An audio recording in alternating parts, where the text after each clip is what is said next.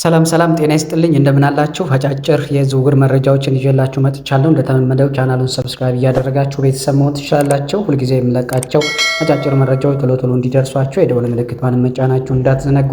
ቀጥታ ወደ ዛሬው መረጃ እሄድላችኋለሁ። አብራችሁን ቆይታ አድርጉ። ሰሞኑን እንግዲህ የሪያል ማድሪድ ጉዳይ ከዙቢሜንዲ ጋር በስፋት እየተነሳ ነው የሚገኘው። በተለይም ደግሞ ሪያል ማድሪድ በዚህ የክረምት የዝውውር መስኮት ዙቢሜንዲን ከአርሰናል ለመንጠቅ ጥረት እያደረገ ስለመሆኑ መረጃዎች ሰሞኑን በስፋት እየወጡ ይገኛሉ። የስፔኑ ኃያል ክለብ የ11ኛ ሰዓት ጣልቃ ገብነት በ2025/26 የውድድር ዘመን የሚኬል አርቴታ የቡድን ግንባታ እቅድ የሆነውን ማርቲን ዙቢሜንዲን ከጥር ወር ጀምረው እየተከታተሉ እንደሆነ ተገልጿል። አርሰናል በዙቢሜንዲ ላይ ያለው ፍላጎት ሚስጥር አይደለም። የሰሜን ለንደኑ ክለብ የ26 ዓመቱን ስፔናዊ ኢንተርናሽናል ለወራት ሲከታተል የቆየ ሲሆን በጥር ወር የወጡ ዘገባዎች የማርቲን ዙቢሜንዲ ወደ መድፈኞቹ መቀላቀል ሊጠናቀቅ መቃረቡን ዘግበው እንደነበር ይታወሳል። እንደ ስካይ ስፖርት ዘገባ ከሆነ ደግሞ አርሰናል የተጫዋቹን 51 ሚሊዮን ፓውንድ የውል ማፍረሻ ለመክፈል መስማማታቸውን በመግለጽ የተጫዋቹን ፊርማ ለማግኘት በጥሩ ሁኔታ ላይ እንዳሉ አስነብቧል።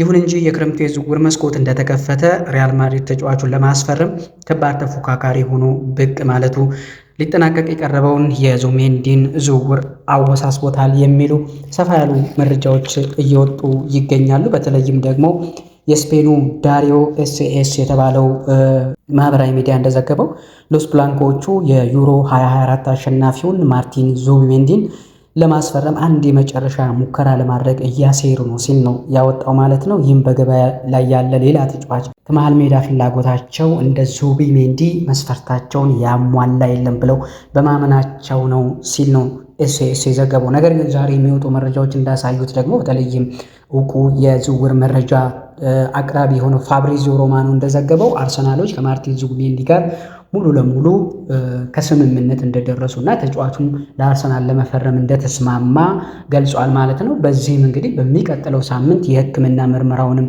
ያደርጋል የሚል ነገር ነው ያነሳው ማለት ነው። ከነዚህ ከሚነሱ ሩመሮች ውጪ ፋብሪዚዮ ሮማኖ በእርግጠኝነት ማርቲን ዙቢሜንዲ የአርሰናል ተጫዋች ይሆናል የሚል ዛሬ መረጃን አጋርቷል ማለት ነው። ስለዚህ ማርቲን ዙቢሜንዲ በቀጣይ ሳምንት የአርሰናል የሕክምና ምርመራውን ያደርጋል የሚል መረጃ ወጥቷል። ይሄ ለአርሰናል ደጋፊዎች መልካም ዜና ሆኖ ነው ዛሬ የተስተዋለው ማለት ነው። ወደ ሌላ መረጃ እሄዳለሁ። በተለይ ቼልሲን የተመለከተ መረጃ ላጋራችሁ። ቼልሲዎች የተከላካይ ስፍራ ተጫዋች የሆነውን ማማዱ ሳርን ከስትራስበርግ ማስፈረማቸው ተረጋግጧል ማለት ነው። የ19 ዓመቱ ወጣት ተከላካይ እስከ 2030 በስታንፎርድ ብሪጅ የሚያቆየውን ኮንትራት የተፈራረመ ሲሆን ቼልሲዎች ተጫዋቹን ማስፈረማቸውን በኦፊሻላዊ በይነመረባቸው ላይ አረጋግጠዋል ማለት ነው። ለተጫዋቹ እንግዲህ 12 ሚሊዮን ፓውንድ ነው የከፈሉት ማለት ነው። ይህን ወጣት የተከላካይ ስፍራ ተጫዋች ፈረንሳዊ ኢንተርናሽናል ለማስፈረም ማለት ነው። በተመሳሳይ ቼልሲዎች ሌላም ተጫዋች ለማስፈረም እየተቃረቡ ይገኛሉ። በተለይም ሰሞኑን እየወጡ ያሉ መረጃዎች ቼልሲዎች እንግዲህ ጄሚ ጊትንስን ለማስፈረም 35 ሚሊዮን ዩሮ የዝውውር ጥያቄ ለቦሩሲያ ዶርትሙንድ አቅርበው ነበረ። ያ ደግሞ ለመጀመሪያ ጊዜ ያቀረቡት የዝውውር ሂሳብ ነበረ። ይህ ሂሳብ እንግዲህ በቦሩሲያ ዶርትሙንድ ውድቅ መደረጉ ይታወሳል። የቡንደስሊጋው ክለብ እንግዲህ ከ50 እስከ 60 ሚሊዮን ዩሮ እንደሚፈልጉ ነው የተገለጸው። የመጀመሪያው ፕሮፖዛል ውድቅ መደረጉን ተከትሎ በሁለቱም ክለቦች ድርድር ሲደረግ መቆየቱ ይታወሳል። ዛሬ የወጡ መረጃዎች እንደሚያሳዩት ቼልሲዎች እንግዲህ ጄሚ ጊትንስን ከቦሩሲያ ዶርትሙንድ ለማስፈረም የተሻሻለ የዝውውር ሂሳብ ይዘው ቀርበዋል። 50 ሚሊዮን ዩሮ ለመክፈል ነው ማለት ነው። ቼልሲዎች እንግዲህ ሁለተኛ ቢድ ያቀረቡት ማለት ነው። ጄሚ ጊትንስ ቼልሲዎችን መቀላቀል ይፈልጋል። ለቦሩሲያ ዶርትሙንድን መልቀቅ እንደሚፈልግ ተናግሯል። ተጫዋቹ በግል ጉዳይ ሰማያዎቹን ለመቀላቀል ምንም ችግር የለበትም። አሁን የሚጠበቀው በቦሩሲያ ዶርትሙንድ እና በቼልሲ መካከል የሚደረገው ንግግር ብቻ ነው ማለት ነው። እሱም ዛሬ እንግዲህ በወጣው መረጃ መሰረት በ50 ሚሊዮን ዩሮ እንደሚጠናቀቅ ፋብሪዚዮ ሮማኖ ዘግቧል ማለት ነው። በቅርብ ቀን እንግዲህ ጄሚ ጊትንስ ሶስተኛው የቼልሲ ፈራሚ ሆኖ ብቅ እንደሚል ምንም ጥርጥር የለም ማለት ነው። ቼልሲዎች እንግዲህ እስካሁን 3 ተጫዋቾችን አስፈርሟል። አንድ የተከላካይ ስፍራ ተጫዋች እና 2 የአጥቂ ስፍራ ተጫዋቾች ሊያም ዴላፕን እና ጄሚ ጊትንስን እንዲሁም ደግሞ ቅድም ያነሳሁላቸው ማማዱ ሳርን ማስፈረም ችሏል። እነዚህ 3 ተጫዋቾች እንግዲህ 84 ሚሊዮን ፓውንድ ወጪ ማድረጋቸው ነው እንግዲህ የተገለጸው ማለት ነው። ሌላው መረጃ እንግዲህ ማንቸስተር ሲቲን የተመለከተ ነው የሚሆነው። በተለይ ማንቸስተር ሲቲዎች በዘንድሮ የዝውውር መስኮት ላይ እጅግ በንቃት እየተሳተፉ ይገኛሉ። እስካሁን እንግዲህ 3 ተጫዋቾችን ለማስፈረም የቻሉበትን ሁኔታ ነው እየተመለከትን የምንገኘው። ቲጃኒ ራይንደርስን ጨምሮ ራያን ኤይት ኑሪ እንደዚሁም ደግሞ ራያን ቸርኪን ለማስፈረም ማንቸስተር ሲቲዎች እንግዲህ ኦልሞስት ጨርሰዋል ማለት ይቻላል የሚደረጉ ንግግሮችን። ቲጃኒ ራይንደርስ እና ራያን ኤይት ኑሪ በማንቸስተር ሲቲ የሚያቆያቸውን የ5 ዓመት ኮንትራታቸውን መፈረማቸው ተገልጿል ማለት ነው። በቅርብ ቀን እንግዲህ ማንቸስተር ሲቲዎች እነዚህን 2 ተጫዋቾች ማስፈረማቸውን ይፋ የሚያደርጉ ይሆናል ማለት ነው። እንግዲህ ማንቸስተር ሲቲዎች ለቲጃኒ ራይንደርስ እንግዲህ 60 ሚሊዮን ዩሮ ወይም ደግሞ ወደ 55 ሚሊዮን ፓውንድ አካባቢ ነው ያወጡት። እንደዚሁም ደግሞ ለራያን ኤይት ኑሪ 31 ሚሊዮን ፓውንድ አካባቢ አውጥተዋል ማለት ነው። እነዚህን 2 ተጫዋቾች ለማስፈረም ራያን ኤይት ኑሪ ትናንትና ነው የፈረመው ማለት ነው። በማንቸስተር ሲቲ የሚያቆየውን የ5 ዓመት ኮንትራት ማለት ነው። ሌላው ሊቨርፑልን የተመለከተ መረጃ ነው። ሊቨርፑል እንግዲህ ለፍሎሪያን ቪርትስ 2ኛ ቢድ አቅርቦ ነበር። በተለይ መጀመሪያ ያቀረበው 109 ሚሊዮን ፓውንድ ባየር ሊቨርኩሰን ውድቅ ከተደረገ በኋላ የተሻሻለ ቢድ ብለው 113 ሚሊዮን ፓውንድ አቅርበው ነበረ። ይህንንም እንግዲህ ባየር ሊቨርኩሰኖች ውድቅ አድርገውታል። ለተጫዋቹ 126 ሚሊዮን ፓውንድ እንፈልጋለን ባዮች ናቸው ማለት ነው ባየር ሊቨርኩሰኖች። ነገር ግን እንግዲህ እስካሁን ሊቨርፑሎች ድርድር እያደረጉ ይገኛሉ ማለት ነው። ሊቨርፑሎች ተጫዋቹን ማስፈረም ይፈልጋሉ። ተጫዋቹ ሊቨርፑልን መቀላቀል ይፈልጋል። በግል ጉዳዩ ዙሪያ ከስምምነት ደርሰዋል። የግል ጉዳይ ምንም ችግር እንደማይሆን በተደጋጋሚ ሲገለጽ እንደነበረ ይታወቃል።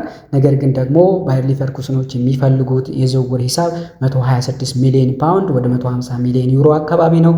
ሊቨርፑሎች ለ2ኛ ጊዜ የተሻሻለ ቢድ ብለው ያቀረቡት 113 ሚሊዮን ፓውንድ ነው።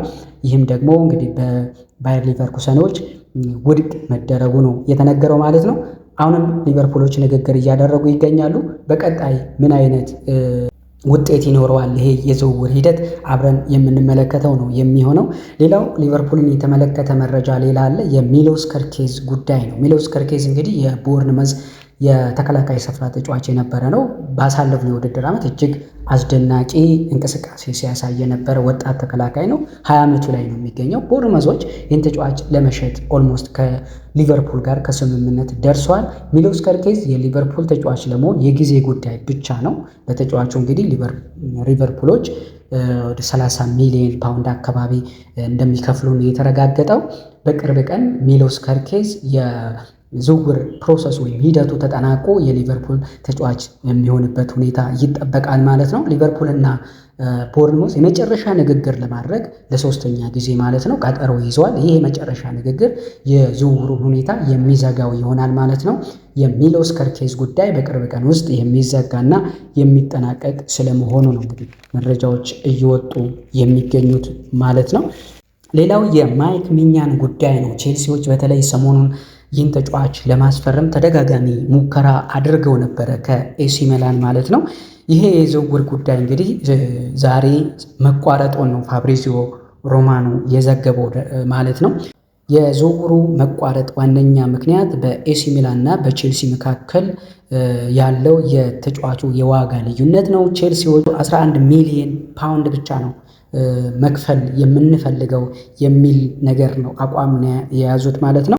ነገር ግን ደግሞ ኤሲ ሚላኖች ለተጫዋቹ 25 ሚሊዮን ፓውንድ ነው የምንፈልገው፣ ከዚህ በታች ተጫዋቹን አሳልፈን አንሰጥም በሚል ጉዳይ በዋጋ አለመስማማት ቼልሲዎች ከማይክ ሚኛን የዝውውር ጉዳይ ውስጥ ራሳቸውን አግልለዋል ማለት ነው። ሙሉ በሙሉ በቼልሲ እና በማይክ ሚኛን መካከል የነበረው ግንኙነት ተቋርጧል። በእርግጥ ተጫዋቹ ወደ ቼልሲ መምጣት ይፈልጋል። ነገር ግን ደግሞ ኤሲ ሚላኖች የጠየቁትን ገንዘብ ቼልሲዎች ለመክፈል ፈቃደኛ ባለመሆናቸው የዝውውሩ ሂደት መቋረጡን ነው መረጃዎች የሚያሳዩት ማለት ነው። እንግዲህ ለዛሬ ያስኩላችሁ አጫጭር መረጃዎች እነዚህን ይመስሉ ነበረ። ሀሳብ አስተያየት ካላችሁ በኮሜንት ሴክሽን ላይ ያስቀምጡልኝ። እንደተለመደው ቻናሉን ሰብስክራይብ እያደረጋችሁ ቤተሰብ ሁኑ። ሁልጊዜ የምለቃቸው የዝውውር መረጃዎችም ቶሎ ቶሎ እንዲደርሷችሁ የደወል ምልክቷን ተጫኑ። በቀጣይ በሌላ አዲስ መረጃ እስከምንገናኝ ሰላማችሁ በያላችሁበት ይብዛ። ባይ ባይ።